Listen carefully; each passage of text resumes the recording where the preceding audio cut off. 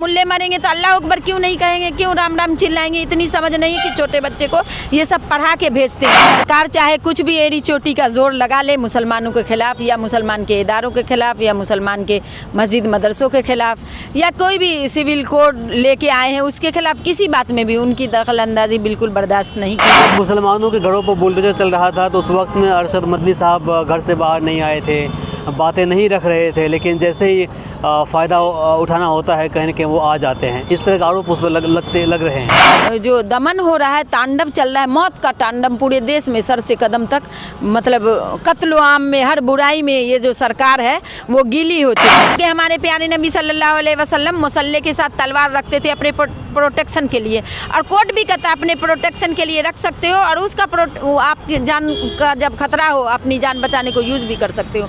लेकिन खिलाफ अगर मुसलमान को कहा गया कि कोई ऐसा आर्म्स रखना खिलाफ है, मुसलमानों ने छोड़। उत्तर प्रदेश के जौनपुर में एक भयावह घटना घटित हुआ है, उसको लेकर आप क्या कहेंगे? 5 बहनों के भाई, उसकी जिस प्रकार से सर कलम कर दिया गया दिन में, क्या कहेंगे इस पर? मुसलमान भाई पंक्चर बना रहे हैं, मुसलमान भाई कारोबार कर रहे हैं, मुसलमान भाई खाना बेच रहे हैं, बना के बिरयानी बना रहे हैं, दुकान खोल रहे हैं, होटल खोल रहे हैं। ऐसा काम करो, सरकार तो कह दी, नरेंद्र मोदी जी तो कहते हैं कि भाई सेल्फ अपना करो, जो भी बिजनेस है अपना कारोबार करो। आप देख रहे हैं VR न्यूज़, एक नज़र सच्चाई की ओर। दिल्ली में जमीयत उलमाए हिंद की तरफ से संविधान बचाओ सम्मेलन का आयोजन किया गया था। उसमें कनीज़ फातिमा जी भी थी, सोशल एक्टिविस्ट है, अपनी बातों को मुखर होकर रखती हैं। मेरे साथ मौजूद हैं, जानेंगे कि आखिर वहाँ पर इसने क्या कुछ देखा, क्या कुछ सुना और क्या कुछ इसने वहाँ पर सहा। इसके अलावा एक जो खबर है काफ़ी ट्रेंड में चल रहा है, वो खबर ये है कि उत्तर प्रदेश के जौनपुर से अनुराग यादव उर्फ छोटू की जिस प्रकार से निर्मम हत्या की गई है, उसे लेकर के अभी जो खबर है वो ट्रेंड में चल रहा है और चलना भी चाहिए, और उस परिवार को सुरक्षा के साथ साथ इंसाफ भी मिलनी चाहिए। सारे मुद्दों पर हम बातें करेंगे सोशल एक्टिविस्ट कनीज़ फातिमा जी से, साथ ही आपने मैम नाम क्या बताया आपने? डॉक्टर शैला जी से। तो सबसे पहले आप बता दीजिए मुझे कि जिस प्रकार से उस दिन यहाँ पर दिल्ली के अंदर जमीयत उलमाए हिंद की तरफ से संविधान बचाओ कॉन्फ्रेंस का आयोजन किया गया था, तो उसमें क्या कुछ बातें रखी गई थी और क्या मुख्य बिंदुओं पर चर्चा हुई थी?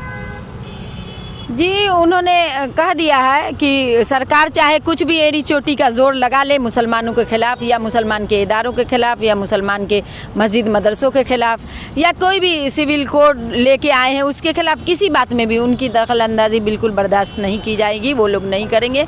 और तमाम मुसलमानों के तरफ से उन्होंने हामी भरवाई है, और सबसे बताया है कि वो जो दफ़ा 25 है उसमें साफ लिखा हुआ है कि मुसलमानों को अपनी मजहबी आज़ादी है। मुसलमानों को क्या, सारे अक़लियतों को, सारे हिंदू मुस्लिम सिख ईसाई को, आवाम को मजहबी आज़ादी है।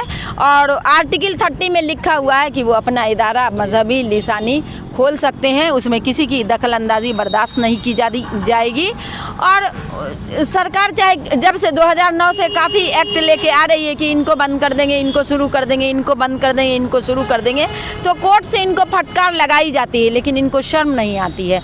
सरकार ऐसी दंगई हो गई, जो कुछ ये कर रही है, पब्लिक अगर अड़ जाए तो जैसे कहीं भी ये भड़काऊ भाषण दे देते हैं, कहीं मरवा देते हैं, कहीं दंगे करवा देते हैं, उस पर इनको कोर्ट क्यों नहीं घेरता है, कानून क्यों नहीं घेरता है, लोकतंत्र कहाँ है?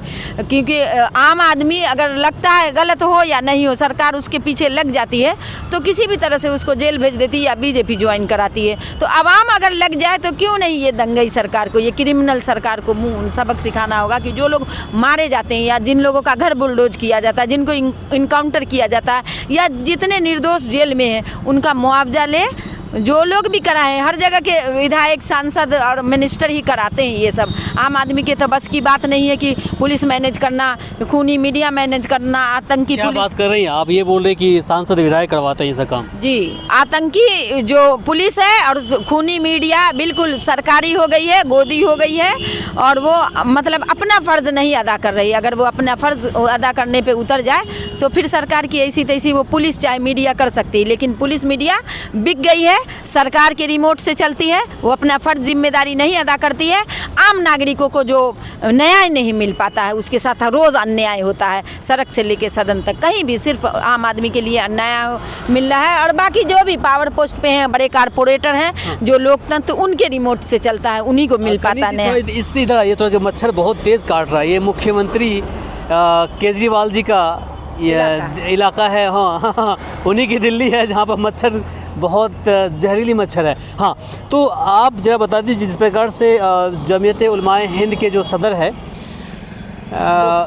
अरशद मदनी साहब, सैयद अरशद मदनी साहब, उन पर आरोप लगता है कि कहीं न कहीं उन्हें लोग राज्यसभा जाना होता है, बीजेपी के लिए काम करते हैं। वो क्या कहेंगे इस पर? देखिए, राज्यसभा अगर जाना होता है तो भी कोई बुरी बात नहीं, सारे नेता उनके पैरों में रहते हैं। वो बहुत बड़े आदमी, इल्म वाला बड़ा होता है, कुरान शरीफ में भी है। और संविधान भी लिखने वाला वो इल्म जानने वाला अम्बेडकर था, इल्म जानने वाला गांधी था, तब जाके महात्मा गांधी हुआ या भीमराव अम्बेडकर हुआ। जो इल्म वाला होता है उनके पैरों में लोग रहते हैं, उनकी वो करते हैं चमचागिरी, चाटूगिरी या जो भी करते हैं। इसलिए किसी नेता की उनके पास औकात नहीं कि ऐसा कुछ बोले। वो इल्म वाले हैं, आलिम है। और अगर सांसद जाते हैं या बीजेपी की आरएसएस की बात सुनते, मतलब उनकी बातों में रहते, तो कोई बुरी बात नहीं, क्योंकि देश में सत्ता है उनकी, देश का मंत्री है, प्राइम मिनिस्टर है आरएसएस संघी बीजेपी। तो हम लोग पीएम से, सीएम से, होम मिनिस्टर से, लॉ मिनिस्टर से मुलाकात बात तो रहेगी। जब कारोबार है, काम धंधा है, हमारी कोई भी ऐसी सहूलत ज़रूरत की बात होगी तो हम अपने सांसद विधायक से तो मिलेंगे। तो अब वो अरशद मदनी को भी ऐसी कोई ज़रूरत होगी तो लोग कहेंगे कि अब बीजेपी की सरकार है तो बीजेपी से ही तो मिलेंगे। बीजेपी, हाँ, तो जाहिर सी बात है, आरोप क्यों? हमारे पीएम है, अब वो बीजेपी हो, संघी हो, कैसी विचारधारा के, हम तो पीएम से मिलते हैं। उनकी विचारधारा, उनकी मोटिव, उनका अलग है जो भी, लेकिन हम तो पीएम से। भी लोग कहते हैं कि देखिए, जब मुसलमानों के घरों पर बुलडोजर चल रहा था तो उस वक्त में अरशद मदनी साहब घर से बाहर नहीं आए थे, बातें नहीं रख रहे थे, लेकिन जैसे ही फ़ायदा उठाना होता है कहीं न कहीं वो आ जाते हैं। इस तरह का आरोप उस पर लग रहे हैं। देखिए, बुलडोजर को रोकने में बहुत बड़ा हाथ है। और कभी भी कोई केस लेते हैं तो स्टे ऑर्डर भी बुलडोजर में उन्होंने कराया है, मदनी ग्रुप ने ही कराया है स्टे ऑर्डर।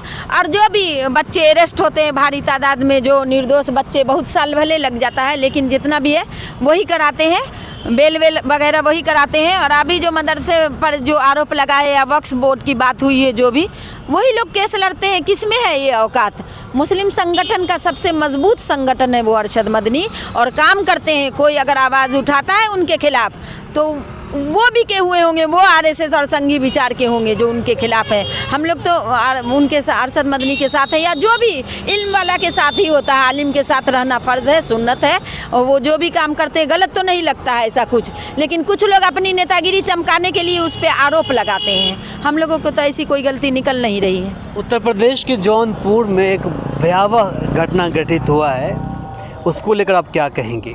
5 बहनों के भाई, उसकी जिस प्रकार से सर कलम कर दिया गया दिन में, क्या कहेंगे इस पर? देखिए, जो दमन हो रहा है, तांडव चल रहा है, मौत का तांडव पूरे देश में सर से कदम तक, मतलब कत्ल आम में, हर बुराई में ये जो सरकार है वो गीली हो चुकी है। कभी भी किसी का भी कत्ल होता है, किसी का लिंचिंग होता है, किसी का इनकाउंटर होता है, किसी को बुलडोज करते हैं, किसी की अरेस्टिंग होती है, कुछ भी हो जाता है। तो सरकार पे काबू करने के लिए आवाम को मिल के इन पर बड़ा FIR करे, जो वहाँ के सांसद हैं जो ऐसा करे हैं, जो इसको काबू में नहीं रखे, तो उनकी परिवार को कंपनसेशन दे। मौत का बदला तो कोई नहीं दे सकता है कि उसके घर का बेटा चला गया, इसका बदला तो कुछ भी नहीं है। लेकिन अब जो कुछ है, जो जिंदा लोग हैं उनका सपोर्ट करे सरकार का जो मतलब जो बच्चे का खर्चा है उनको नौकरी दे, उनकी पढ़ाई करे, उनकी शादी करे। खौफ क्यों नहीं है लोगों में? एक व्यक्ति अपने घर से तलवार निकालते हैं, उनका मनोबल क्यों बढ़ा इतना? इसलिए बढ़ा है क्योंकि आए दिन त्योहारों पर देखा गया है कि भारी भरकम 5 किलो 10 किलो के तलवार लेकर लोग बाहर निकलते, सड़क पर निकलते हैं, तो उन्हें लगता है कि ये तलवार जो है उस फलां लोगों के लिए है, लेकिन वही तलवार कहीं न कहीं अपने लिए वो लोग इस्तेमाल कर लेते हैं। तो आखिर सरकार कहाँ मतलब सोई रहती है और पुलिस प्रशासन से लोगों को डर क्यों नहीं होता है? देखिए, कई बार ऐसा सोशल मीडिया पर देखा गया है कि जो संघी होते हैं वो भारी तादाद में तीज त्यौहार पर बांट दे भी, जैसे मोहन भागवत या इस तरह के जो भी सांसद हैं उनके बीजेपी के भारी तादाद में लोगों को प्रोवाइड करते हैं, चाहे दंगे के वक्त या त्यौहार के वक्त, ताकि तांडव करो। जबकि हमारे प्यारे नबी सल्लल्लाहु अलैहि वसल्लम मुसल्ले के साथ तलवार रखते थे अपने प्रोटेक्शन के लिए, और कोर्ट भी कहता है अपने प्रोटेक्शन के लिए रख सकते हो, और उसका आपकी जान का जब खतरा हो अपनी जान बचाने को यूज़ भी कर सकते हो। लेकिन खिलाफ अगर मुसलमान को कहा गया कि कोई ऐसा आर्म्स रखना खिलाफ है, मुसलमानों ने छोड़ दिया, जबकि उनकी नीड थी, उनको समझ थी कि उनके नबी को फॉलो करना था, उनके नबी रखते थे, सुन्नत है हम लोगों को वो चीज़ रखना। लेकिन जब संविधान में ऐसा कुछ करता है संविधान के खिलाफ कि आर्म रख रहे हो, सड़क पे चमका रहे हो, किसी को डरा रहे हो, उसके पर सरकार को रोक लगाना चाहिए। बल्कि उल्टा ही होता है, वो लोग बांटते हैं तीज त्यौहार पर लोगों को, छोटे छोटे बच्चे को। पिछले बार भी गुरुकुल के छोटे छोटे बच्चे को हिंदू कहते थे, जाएंगे राम राम चिल्लाएंगे। इतनी समझ नहीं पढ़े लिखे लोगों को कि ये छोटे छोटे बच्चे को कैरियर या इसकी ज़िंदगी किधर को ले जा रहे हैं, क्यों काटे जाएंगे। मुल्ले मरेंगे तो अल्लाह अकबर क्यों नहीं कहेंगे, क्यों राम राम चिल्लाएंगे। इतनी समझ नहीं कि छोटे बच्चे को ये सब पढ़ा के भेजते हैं, और उनको क्या फ़ायदा होगा अगर मुल्ले जाएंगे तो उन बच्चों का क्या फ़ायदा होगा। ये चीज़ उनके माँ बाप, उनके परिवार, उनके पड़ोसी या उनके जो भी हैं टीचर उस्ताद भी होंगे, उनके शिक्षक होंगे, वो लोग सिखाए कि मुल्ले मारे भी जाते हैं या उनका बुलडोज भी होता है, तुमको क्या फ़ायदा है, तुम्हारे परिवार को क्या हासिल होता है, तुमको इसके बदले क्या मिलता है, कुछ तो नहीं मिलता है। तो तुम्हारा फ़ायदा है, कुछ तो करो ज़रूर। जब तुम्हारा कोई फ़ायदा ना है, सरकार को फ़ायदा है, सत्ता वाले जो बैठे हैं बरचस्पी बनाए उनका फ़ायदा है, फिर हम क्यों कुर्बान होंगे। नौकरी चाकरी है ही नहीं, पढ़ लिख के क्या करेंगे, कम से ये भी तो कर लें। तो पढ़ लिख के ठीक है, तो आप अपने मुसलमान भाई को मत मारो ना, मत उसको गाली दो ना। जो कर रहे हैं मुसलमान भाई पंक्चर बना रहे हैं, मुसलमान भाई कारोबार कर रहे हैं, मुसलमान भाई खाना बेच रहे हैं, बना के बिरयानी बना रहे हैं, दुकान खोल रहे हैं, होटल खोल रहे हैं। ऐसा काम करो। सरकार तो कह दी, नरेंद्र मोदी जी तो कहते हैं कि भाई सेल्फ अपना करो, जो भी बिजनेस है अपना कारोबार करो, अपना पकौड़ा बनाओ, अपना कुछ मारपीट मत करो, अपना कारोबार करो। मेहनत करना कोई बुरी बात नहीं है। और हमारे नबी सल्लल्लाहु अलैहि वसल्लम ने कहा है कि अगर इल्म आपके अंदर सिर्फ रहेगा तो इल्म बेचोगे, और हुनर आपके अंदर रहेगा तो इल्म बांटने की चीज़ है, लोगों को देने की चीज़ है, और हुनर बेच के खाना है। तो आप कुछ सीखो।